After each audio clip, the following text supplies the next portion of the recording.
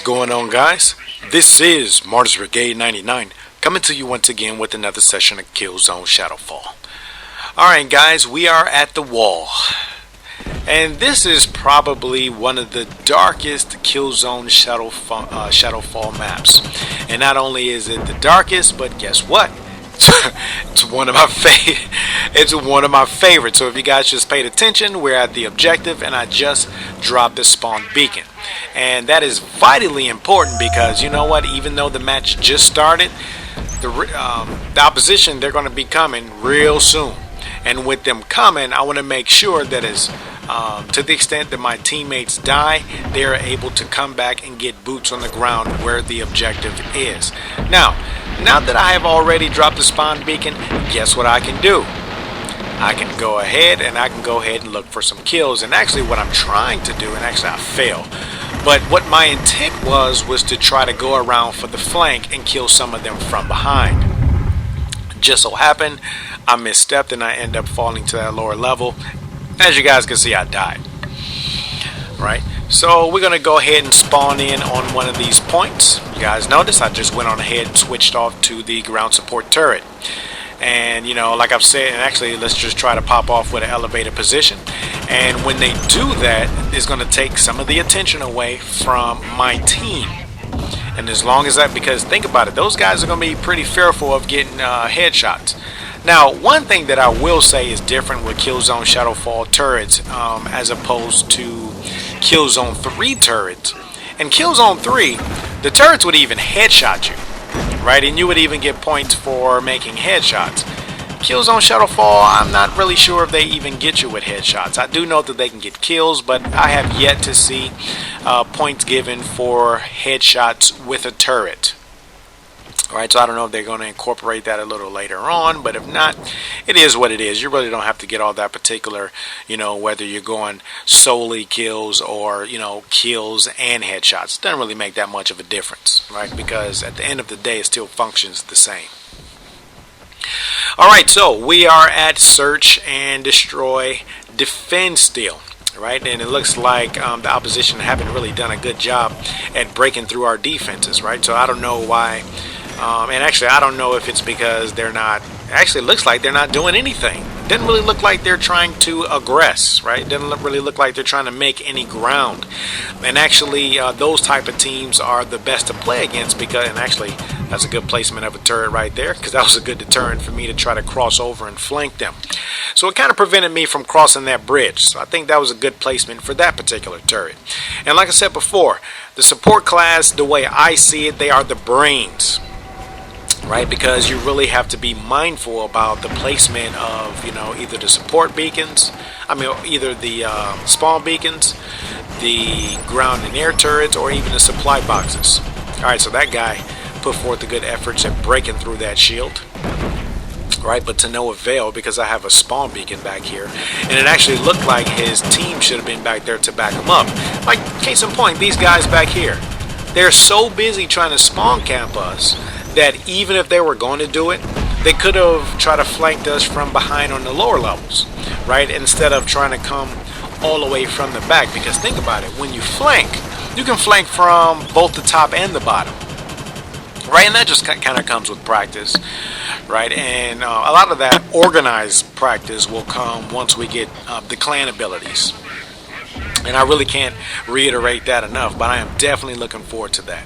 So the wall is basically in the shape of a circle, right? And if you can traverse that circle, you can easily flank. Now, you know, with it being 12v12, it's not always as easy as it seems.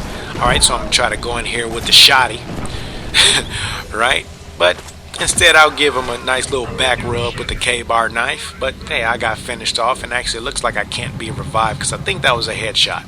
So if you guys notice all that commotion, those VSAs, they're trying to make some ground right there. So actually that's a good thing for their efforts. Alright, and in addition to that, it looks as though my spawn beacon is out of there. So I don't know, should I stay with the and actually it doesn't really make sense necessarily for me to go back and switch, or even try to go ahead and bleed myself out to switch abilities. You want to know why? Because guess what? There were only 5 seconds left on that particular objective. Right? So since there were only 5 seconds left, was it really urgent for me to get in there with another spawn beacon? Not necessarily, because if you guys notice, the objectives have changed. So if I would have hurried up, got the spawn beacon out, panicked without paying attention to how much time is left, I would probably leave one. Right? And one thing about me, as soon as the objective is over, one thing that I do, I clean up. Right? One thing we used to do in the military, I clean up. So if I drop the spawn beacon, as soon as that particular mission is over, I pick it up. If I dropped a ground support turret, as soon as that particular mission is over, guess what? I pick it up. Because in the time that it takes for me to get from A to B, more than likely, the cooldown time would have passed, and I will be able to drop whatever it is that I want to drop at the new location. Right? Because think about it. Let's just say your previous mission was at, let's just say, location A. Right? And the next mission is, let's just say, at location D. Well, guess what? If at the end of A you don't clean up after yourself, your team is going to spawn in at a location that's nowhere near the new area. So just keep that in mind. And like I said before, these are my own tactics. I mean, I know you guys are some pros out there. You guys are vets. You do your own thing. But we're just talking about what we do in the brigade. Right? And a lot of things that I consider when I'm making my moves on my team. Now, a lot of this is going to carry on into the clans. And the one thing I like about the clans, they're a lot more organized. Right? So, in other words, let's just say, and actually, it's kind of hard to sit here in video after video to say, well, I'm not going to talk too much about that, but it's just so much potential in this game. A lot of times I just can't avoid it. But one thing that I plan to do in particular with regard to clans, right, I want to create, and you guys notice, this is search and defend attack. And look at this noob right here. Take them buckshots, noob. This noob sitting up here just trying to hide so he can get a free hit. Nah, bruh, I'm arming both of these for the win. Alright, but it doesn't matter, right? They got my kill, but I still got the points. And I at least put some pressure on the opposition that they really need to watch that backyard, right? Because you got the boys coming in through the back door. Alright, so we're still at search and destroy attack, and we still have 2 minutes and 15-ish seconds. Right, so we still have a good amount of time to go ahead and try to set off these targets. So if you guys notice, I'm trying to make my way over to A. And if I can't make it on a lower level, more than likely, I'm going to go ahead and drop a spawn beacon here because I see that my team needs reinforcements, and for the one, you guys notice, I'm not going to stay here with them. The reason why I'm not going to stay here with them is because, guess what? With me dropping a spawn beacon there, they already have reinforcements. I don't necessarily have to stay. Now I can go in for kills. And that's what, yet another example of what I mean about using your brain. Right? The support class is definitely the brains. Now, we have approached the VSA's back door. And actually, I don't know how I fell right there. Okay. Take that neck slash, noob. Eat these pellets. Eat these pellets. Alright, so we got a little payback. We're good to go. But guess what? I'm going to go ahead and push forward. Kamikaze style, dropping grenades, put some pressure on these dudes, because hopefully with them focusing their attention on getting rid of me, because if you notice I keep trying to pop off with the grenade, and even though I might not necessarily be able to aim, at least the guys behind me are able to get some shots in, right? Because they want to stop me from coming in with that grenade, because if I get that grenade in close enough, guess what? That's going to be 5 people dead.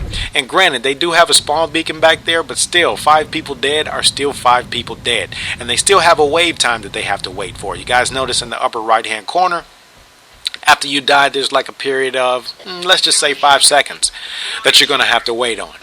So at the end of the day, those guys needed to get rid of me, And hopefully with them trying to get rid of me while I'm trying to kamikaze style come at them with the grenade, my team were able to get some kills in. And that's what I mean by making progress, right? A lot of you noobs that like to sit up here with your little scout class, hide in the background.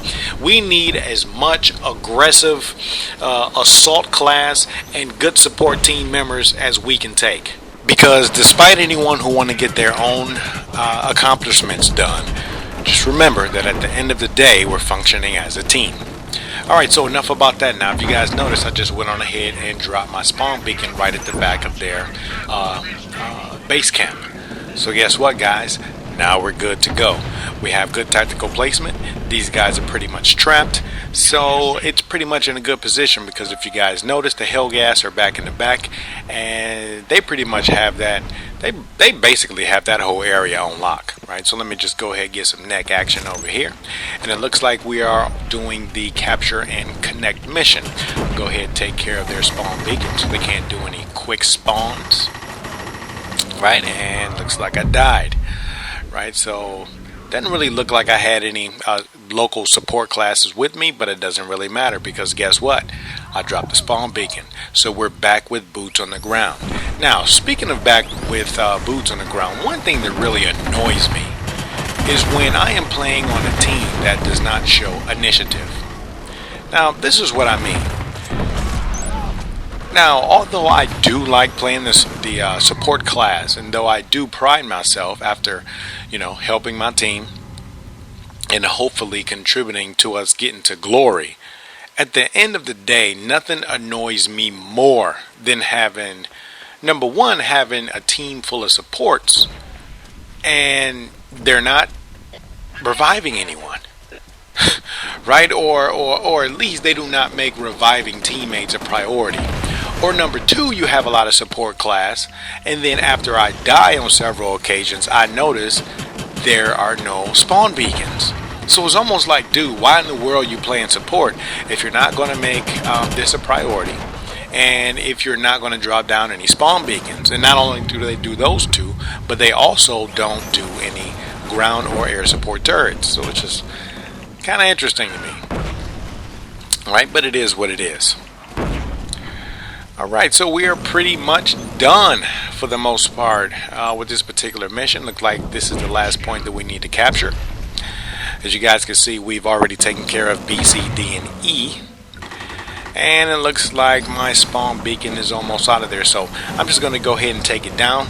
Let the cooldown go. If you guys notice, just in case you're not really familiar, if you notice in the Eastern D-pad selection, alright, it's got the cooldown going on. So hopefully by the time we're good to go, completed the mission. So it looks like we're at a 2-1 over our team, right? And we are up. So let me go right ahead, drop off the spawn beacon once again, and we can go ahead and get some kills and hopefully get these guys trapped in their base camp once again. Right? And the funny thing about this, and actually this is one of my favorite missions, beacon theft.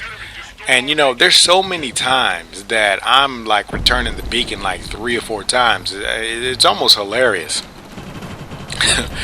Right? But hey, more points for me. And at the end of the day, not only are there more points for me, but that's another check in the win box for our team. So ultimately we all benefit. Alright, so it shows that I'm the beacon carrier.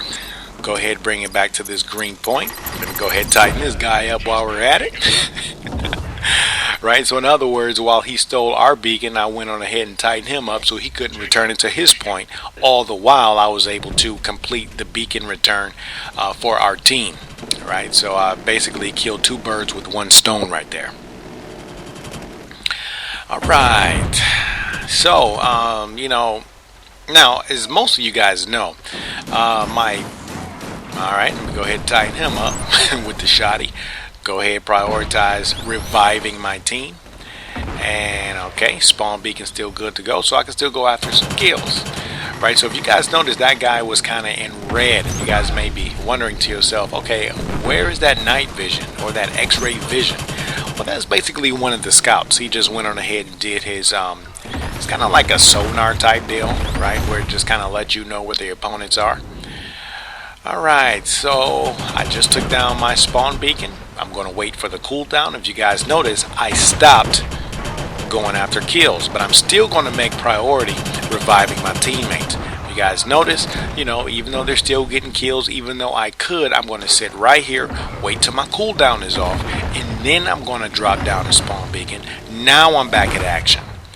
And this is what I mean by making certain things a priority. If you guys would notice, I only make it a priority after I pick up down teammates, and after I either drop down the ground support turrets, air turrets, spawn beacons, or supply boxes. Right, and I think after the several videos that I've uploaded specifically about the support class, I'm pretty sure you guys are pretty much familiar on how I like to play the support class. And like I said, the way I play is not a standard. I just like to go ahead and talk about it in my commentaries. Alright, so this is the second spawn beacon. I have it, and hopefully I will be able to return it. Right, and I think that will bring us to a 3-1 benefit over our opponent. So let's just see. Hopefully there's nobody over here in the background like a sniper or something ready to take me out. Alright, and we're good to go. We're pretty much good to go. So, I hope you guys enjoyed this particular map. Like I said before, this is the wall. This is yet again one of my favorite maps. I love the environment. I like the way it's made. And not only that, I am really looking forward to those free DLCs that we'll be getting as they're being rolled out by Guerrilla Games. I am really looking forward to it. That's another great incentive for getting this game and enjoying the multiplayer. Alright guys, well that is pretty much it. If you guys would notice, we only have like, a minute and a quarter left. So I'm just going to go ahead, pop off a few more kills. Is there another beacon over there? Well, I guess the shield is in the way, so I can't go ahead and drop my my ground support turret. Alright, so I'll just drop it right there. Hopefully I'll get one or two or a few kills. And actually, I got dropped by that ground support turret. Alright, well, you know what? I won't go ahead and commentate after the rest of the video. I hope you guys enjoyed it. Stay tuned for next time. Martyrs Brigade is out.